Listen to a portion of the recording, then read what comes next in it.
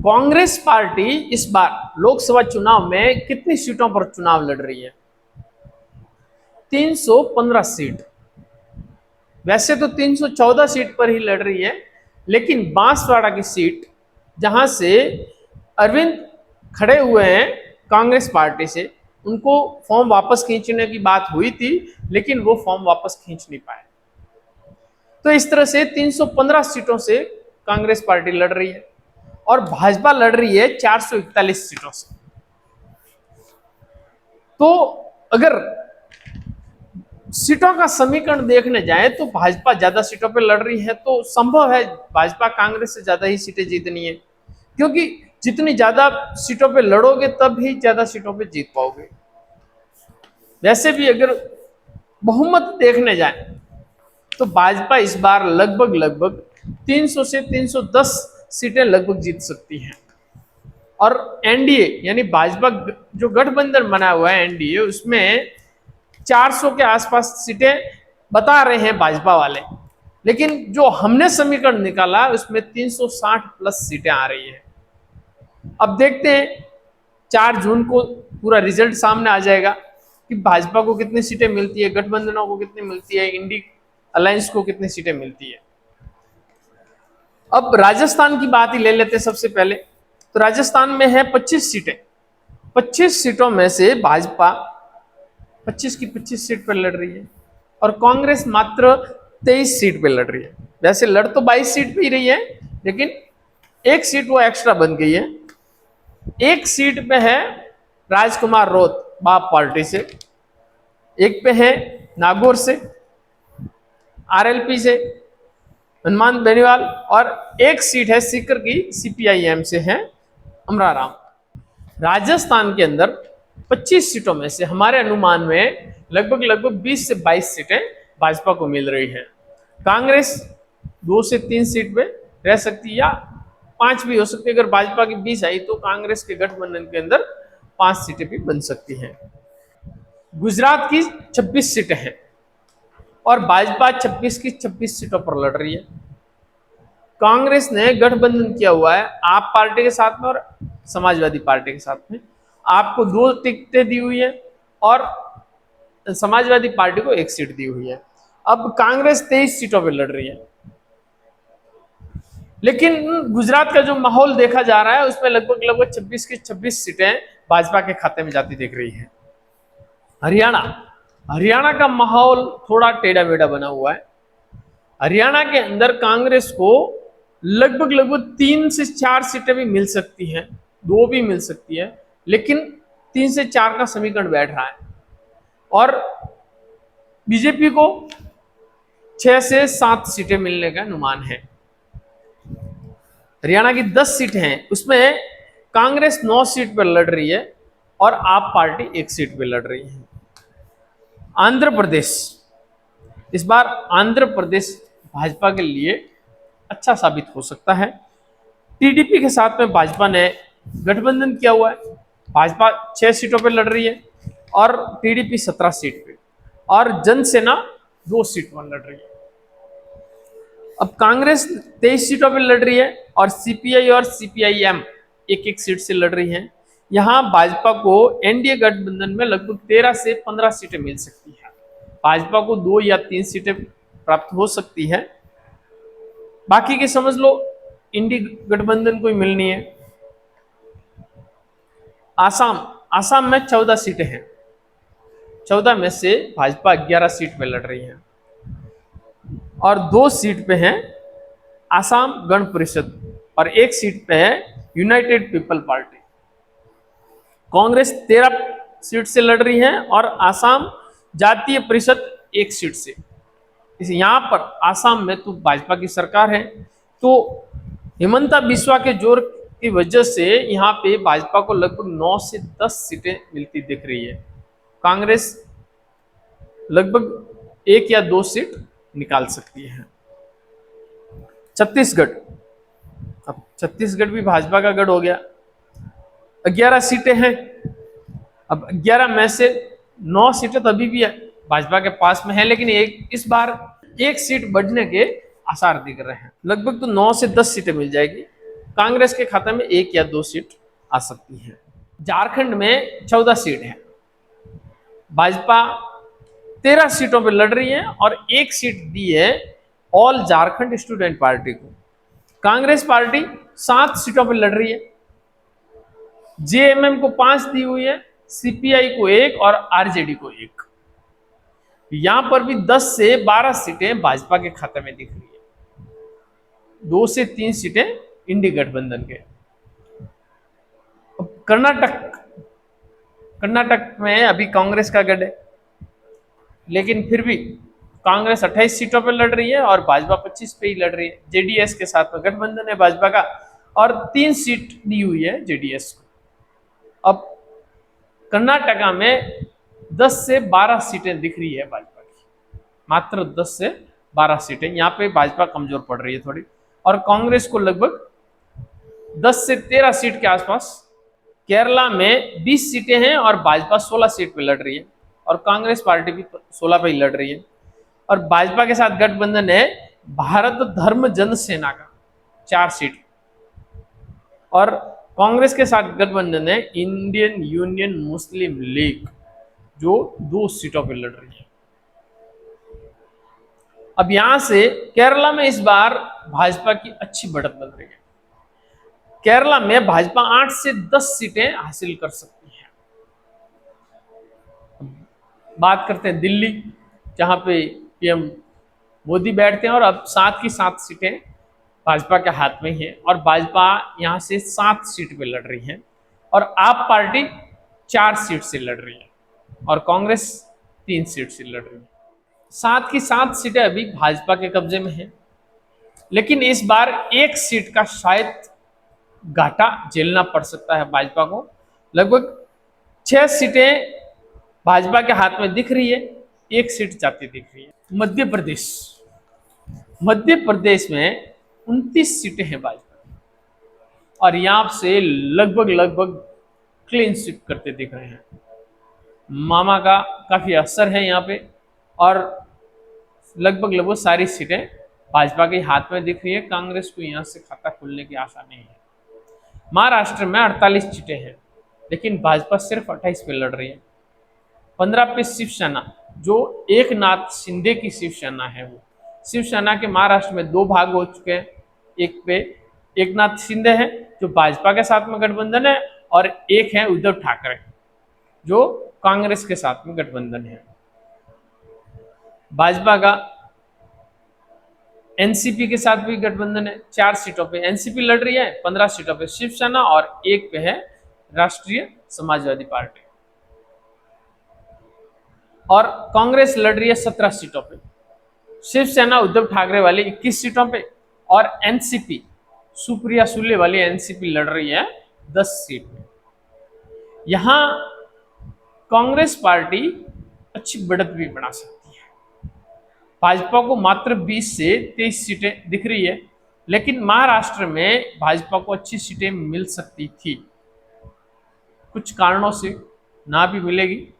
बिहार में नीतीश कुमार का राज है भाई साहब, और नीतीश कुमार जहां लाभ मिले वहां जुड़ जाते हैं।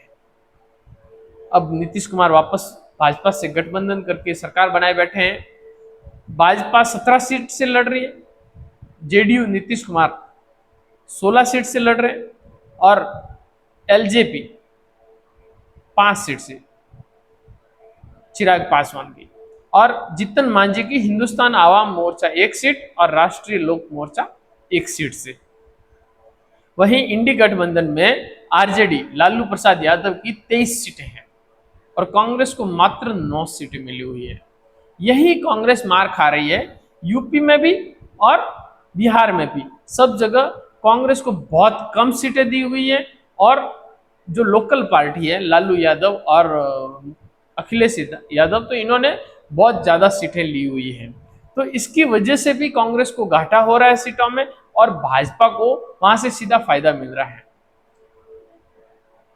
अब बिहार से भी भाजपा को लगभग भाजपा को पर्सनल 10 से 12 सीटें, और नीतीश कुमार को भी 10 से 12 सीटें, और कुल मिला के 20 से 22 सीटें एनडीए को मिल सकती हैं। और लालू प्रसाद यादव के खाते में भी लगभग लगभग 8 से 10 सीटें आती दिख रही है।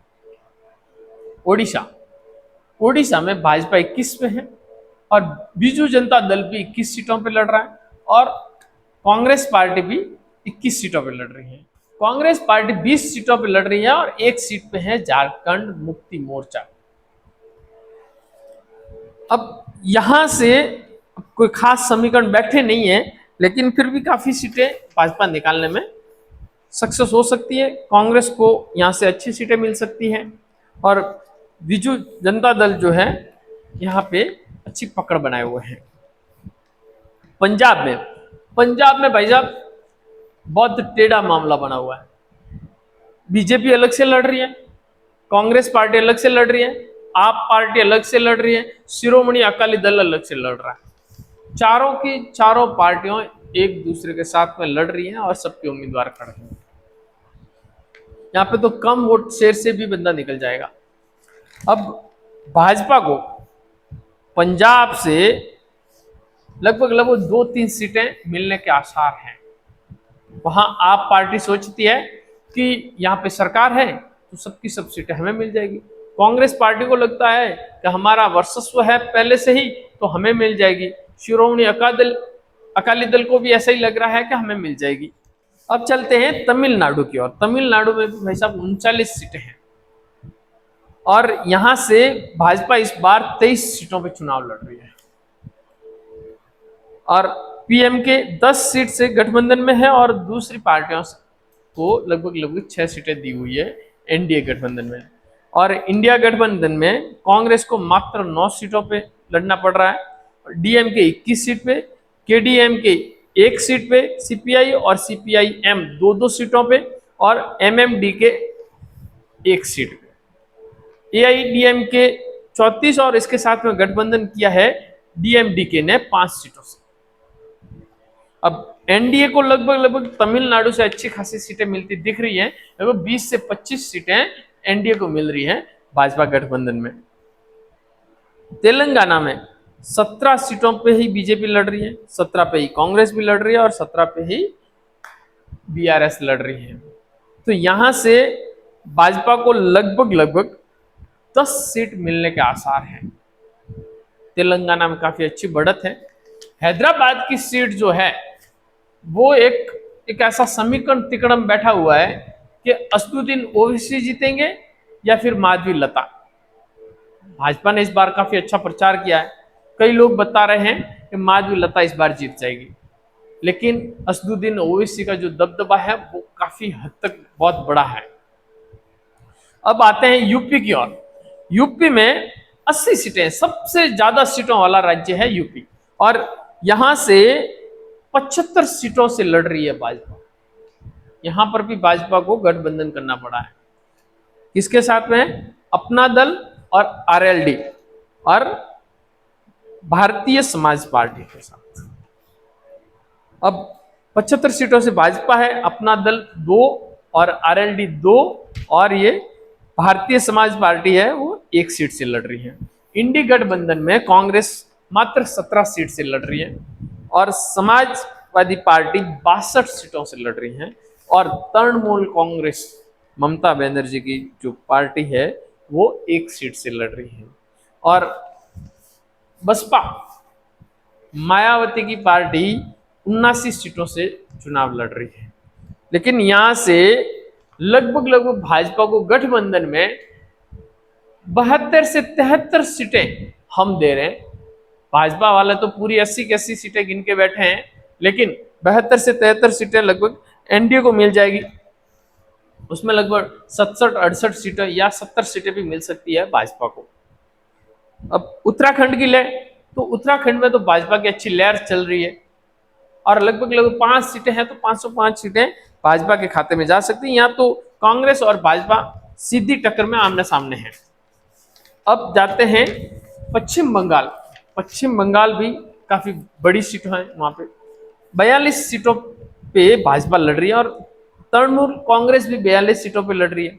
लेकिन यहाँ पे तृणमूल कांग्रेस ने कांग्रेस के साथ में गठबंधन नहीं किया है। सोनिया गांधी ममता बनर्जी को यहाँ पे रास नहीं आई, क्योंकि उनको खुद को ऐसा लगता है कि यहाँ पे अपना खुद का राज है, तो सारी की सारी सीटें इनको मिल सकती हैं। लेकिन भाई साहब, ये इनका सीधा नुकसान भी हो रहा है, क्योंकि कांग्रेस पार्टी भी लड़ रही है, तृणमूल कांग्रेस भी लड़ रही है। तो आमने सामने है, कांग्रेस 12 सीटों से लड़ रही है, सीपीआईएम 23 सीटों से, और बाकी की जो पार्टियां छोटी छोटी उनको 6 सीटें दी गई हैं। तृणमूल कांग्रेस 42 से और बीजेपी भी 42 से है। लेकिन यहाँ पे बीजेपी को लगभग इस बार 20 से 22 सीटें मिलने का अनुमान लग रहा है, और बाकी को तृणमूल कांग्रेस की ले जा तो 7-8 सीटें ही मिलती दिख रही है इस बार, बाकी की कांग्रेस पार्टी को भी मिल सकती हैं। हिमाचल प्रदेश, बीजेपी और कांग्रेस आमने सामने 4 सीटों पे है, यहाँ का खास अनुमान नहीं लगा पाए हैं। और जम्मू एंड कश्मीर 2 सीटों पे बीजेपी और बीजेपी श्योर निकलती दिख रही है, और डीएनसी पार्टी बीजेपी के साथ में गठबंधन में है 3 सीटों पे, कांग्रेस पार्टी 2 सीटों पे है, और जेकेएनसी पार्टी 3 सीटों पे कांग्रेस के साथ में गठबंधन पे है। यहाँ पे कांग्रेस का खाता खुलता हुआ इस बार दिख नहीं रहा है, लेकिन कांग्रेस गठबंधन में 1 आध सीट मिल सकती है। भाजपा को 3 या 4 सीटें गठबंधन के अंदर जम्मू एंड कश्मीर में मिल सकती है। बाकी सिक्किम में 1 सीट है, त्रिपुरा 2 सीट है, अंडमान निकोबार 1 सीट है, चंडीगढ़ 1 सीट है, दादरा एंड नगर हवेली यानी सेल्वास और दीव दमन ये दोनों 2 सीटें हैं, और लद्दाख 1 सीट है, लक्षद्वीप 1 सीट है, पौंडीचेरी 1 सीट है, अरुणाचल प्रदेश में 2 सीटें हैं, गोवा में 2 सीटें हैं, मणिपुर में 2 है, और मेघालय में 2 है, मिजोरम की 1 है, और नागालैंड की 1 है। इन सब छोटे छोटे राज्यों की और केंद्र शासित प्रदेशों की जो सीटें हैं, इसमें भी लगभग 50 से 60% सीटों पे भाजपा ही जीतती दिख रही है। अब कुल मिला के देखने जाए तो भाजपा 360 से 65 के आसपास एनडीए में मिला के सीटें ला रही है, यानी कि हमारे समीकरणों में भाजपा की सरकार ताजी ताजी बन रही है। लेकिन 4 जून को पता चलेगा कि जो भाजपा ने नारा लगाया है 400 पार, क्या वो पार कर पाएगी या नहीं कर पाएगी। कांग्रेस पार्टी 315 सीटों से लड़ रही है और भाजपा 441 सीटों से लड़ रही है। ये साफ फर्क नजर आ रहा है कि भाजपा को ज्यादा सीटें मिल सकती हैं। तो आप अपना एक कमेंट करके जरूर बताएं कि आपके हिसाब से कांग्रेस पार्टी कितनी सीटों पे जा रही है, भाजपा कितनी सीटों पे। जो हमारा अनुमान निकल रहा है वो कांग्रेस पार्टी लगभग 60 से 70 सीटें ले रही है और भाजपा 300 प्लस ले रही है, क्योंकि भाजपा की वोट शेयरिंग हमारे नजरिए में ज्यादा दिख रही है। इसलिए आप अपना कमेंट करके जरूर बताएं कि आपके अनुसार कांग्रेस पार्टी कितनी सीटें ले रही है और भाजपा कितनी सीटें ले रही है। कमेंट करना बिल्कुल भी ना भूलें।